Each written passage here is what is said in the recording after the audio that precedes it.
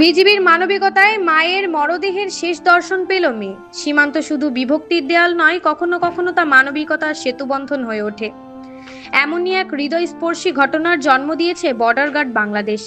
মৃত ভারতীয় নাগরিকের কন্যাকে সীমান্ত শূন্যরেখায় দাঁড়িয়ে শেষবারের মতো মায়ের মুখ দেখার সুযোগ দিয়ে তারা মানবতার ব্যতিক্রমী উদাহরণ সৃষ্টি করেছে। কাঁটাতারের বেড়া দুই দেশকে আলাদা করে রাখে, কিন্তু কখনো কখনো সেই সীমান্তই হয়ে ওঠে মানবিকতার সেতুবন্ধন।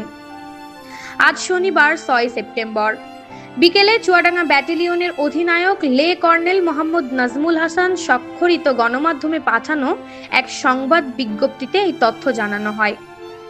বিজ্ঞপ্তিতে বলা হয়, ভারতের নদিয়া জেলার হৃদয়পুর গ্রামের বাসিন্দা জাহানারা বেগম দীর্ঘদিন অসুস্থ থাকার পর গতকাল শুক্রবার ৫ সেপ্টেম্বর বিকালে মৃত্যুবরণ করেন। মৃত্যুকালে তিনি ৩ ছেলে ও ২ মেয়ে রেখে গেছেন। এর মধ্যে তার এক কন্যা পারভিনা বেগম বহু বছর আগে বৈবাহিক সূত্রে মেহেরপুর জেলার মুজিবনগর উপজেলার আনন্দবাস গ্রামে স্বামী সন্তান নিয়ে স্থায়ীভাবে বসবাস শুরু করেন।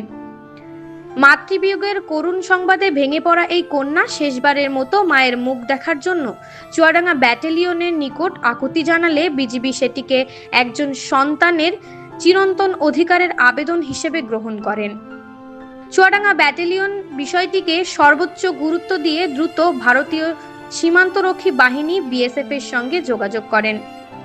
বিজ্ঞপ্তিতে আরও বলা হয়, আজ শনিবার ৬ সেপ্টেম্বর ভারতীয় সীমান্তরক্ষী বাহিনীর সহযোগিতায় সকাল ১০টা থেকে ১০টা ২০ পর্যন্ত সীমান্তের শূন্যরেখায় জাহানারা বেগমের মরদেহ আনা হয়।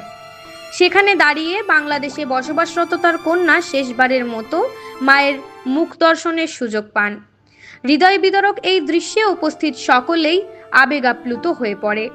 চুয়াডাঙ্গা ব্যাটালিয়ন এর অধিনায়ক লে কর্নেল নাজমুল হাসান বলেন, সীমান্তের নিরাপত্তা ও আস্থার প্রতীক মূল মন্ত্রকে সামনে রেখে বিজিবি শুধু সুরক্ষা নয়, বরং মানবিক মূল্যবোধকেও সর্বোচ্চ মর্যাদা দিয়ে থাকে। এই ধরনের ঘটনা সীমান্তবর্তী মানুষের মধ্যে আস্থা ও সৌহার্দ্যের সেতুবন্ধন রচনা করে।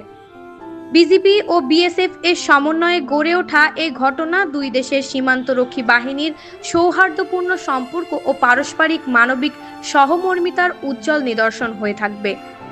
সীমান্ত শুধু নিরাপত্তা নয়, মানবিকতাও যে সর্বোচ্চ অগ্রাধিকার পেয়ে থাকে তার এক অনন্য প্রমাণ এই আয়োজন।